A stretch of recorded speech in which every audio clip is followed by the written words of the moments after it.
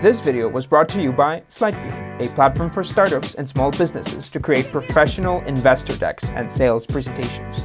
Get 1 free month by signing up at slidebean.com/YouTube. Chances are you've heard the news, but in case you haven't, Hertz, one of the biggest rental companies in the world, has filed for Chapter 11 bankruptcy. Taking into consideration Hertz's sheer size alone, the consequences of this event will ripple throughout. Yes, 2020 dealt a fatal blow, but you'll see that it wasn't the only reason. In fact, many of the wounds were self-inflicted. Plus, we'll dive into the bankruptcy itself and try to shed light on the ethics behind these processes. In this episode of Company Forensics, let's see why Hertz went bankrupt.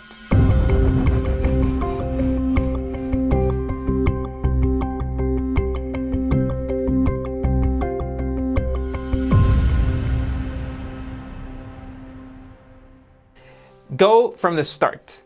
We go back to 1918, that's right, 102 years ago, and that's how old this company is. Originally known as Rent-A-Car Inc., it was the brainchild of Walter L. Jacobs, who started his venture with a dozen Model T Fords. Within 5 years, his company had a fleet of 600 vehicles and turned in $1 million in revenue, and these were fantastic numbers for 1923. And then this caught the attention of John Hertz, who owned a truck and coach company. He purchased Rent-A-Car and named it Hertz Drive Yourself System.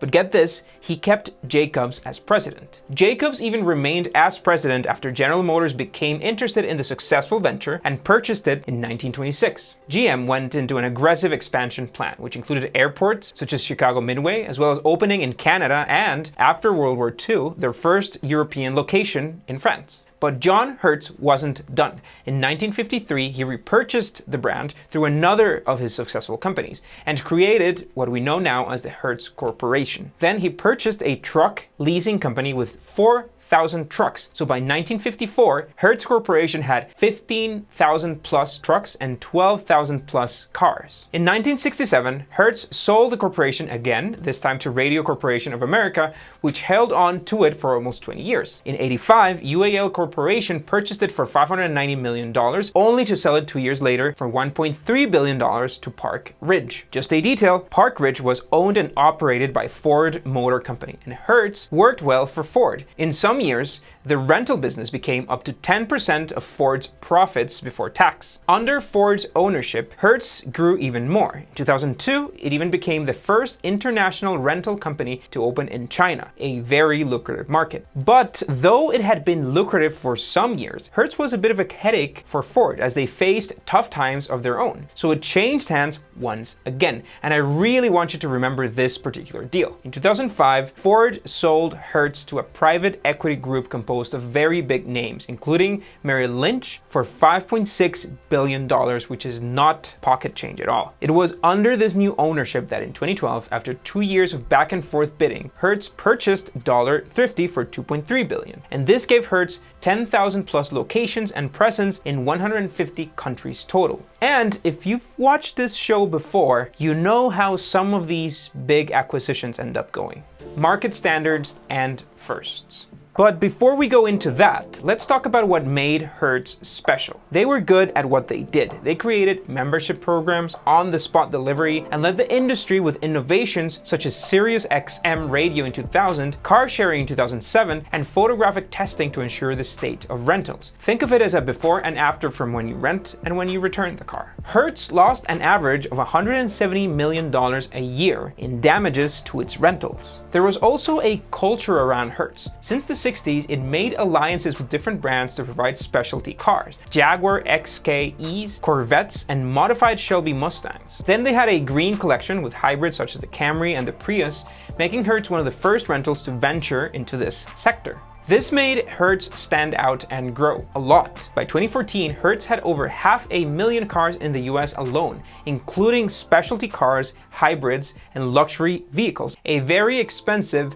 fragile business. When you have 500,000 cars, chances are you are not paying cash upfront for them, but rather you lease most of them, and you also lease locations in places such as airports or hotels. Then you have to factor in fleet maintenance and the vehicle's depreciation. So this isn't a cheap business, not even close. Hertz did what many rental companies do. They use their own fleet to leverage credit in order to maintain it. With the profit coming from the operation, Hertz paid off the debt, or at least they tried to. And in recent years, the company was just barely coming up with payments. The reason? Competition from other rentals, from Uber and Lyft, and global financial stability. Hertz's big problem was that their debt reached around $18 billion.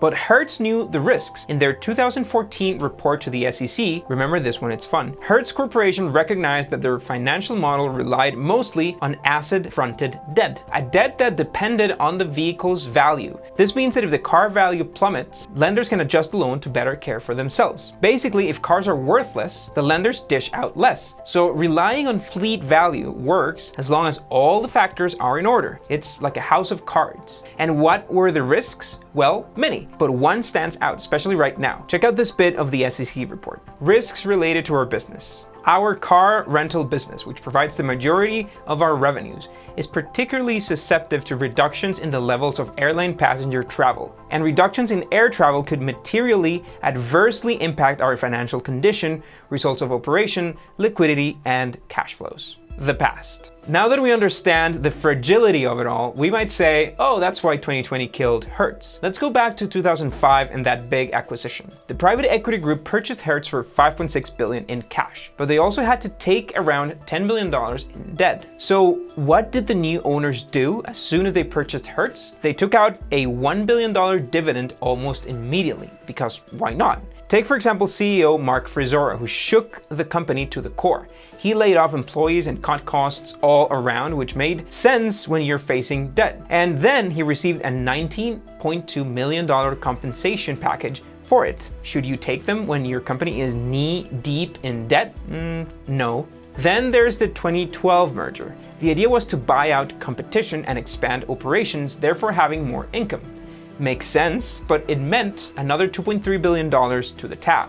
Also, there were some conditions. For Hertz to be able to buy Dollar Thrifty, they first had to sell one of their companies, Advantage. They did, but 4 months later, Advantage went bankrupt. Antitrust experts investigated the sudden bankruptcy and found it to be a failure on all sides, including authorities like the Federal Trade Commission, which was questioned for approving the deal in the first place. The companies had 2 different computer systems that couldn't be integrated. Hertz tried to join the Dollar, Hertz, and Thrifty physical occasions in airports, but to do so meant more investment. Dollar and Thrifty allowed the tires on their cars to wear out thinner than Hertz did. So to standardize the fleet, Hertz had to invest $30 million just in tire replacement. The merger was supposed to save Hertz $100 million, but ended up costing them $70 million. By the end of 2012, Hertz had $20.2 billion in debt. He kept cars for longer than usual, so the depreciation curve would soften in the accounting books. The older cars would go into the budget fleets like Dollar, Thrifty, and Firefly.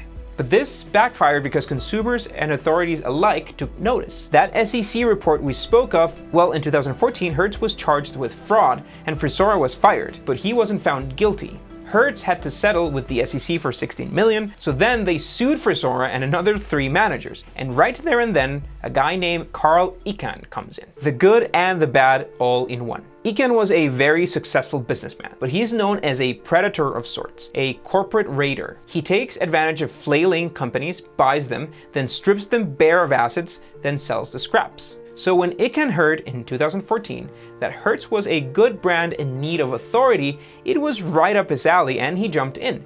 He bought a total of 39% of the company and 3 seats on the board for $2.3 billion. He placed John Tague, a former United Airlines COO, as CEO when there was a better candidate, Scott Thompson, the former Dollar CEO with plenty of experience in the business. And Tague just didn't do right. He renewed the fleet with sedans when the market was shifting towards SUVs. Customers fled, so Icahn pushed to raise prices. After all, the rental car business is pretty much an oligarchy, and he believed Avis and Enterprise, the biggest competitors, would follow suit.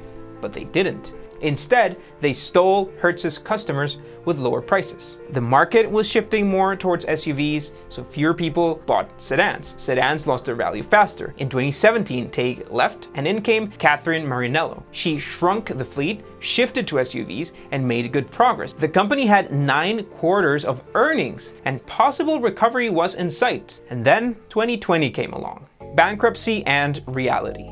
Debt was just too high, and Hertz failed to make payments on their leasing operations. But before declaring bankrupt, Hertz asked for a government bailout, which was rejected. One big reason was Khan himself, who was worth $18 billion. So they had to file under Chapter 11. Marinello jumped ship, and in came Paul Stone. And let's talk about this Stone guy. Why would anyone want that job? Well, he made $700,000 in a single day as part of a retention program to keep executives from leaving. In total, Hertz's executives received $16.2 million.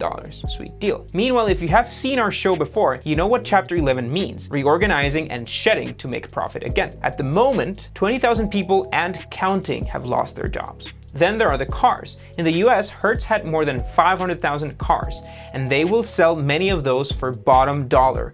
Right now, the used car market is overstocked and with very low demand. So other companies, dealerships, and even manufacturers are affected. You see, manufacturers like GM and Nissan Motors don't get much profit from selling to car rentals, but they sold in volume, which meant a lot of quick cash. Now everything is paralyzed, and projections mention a possible recovery for 2022.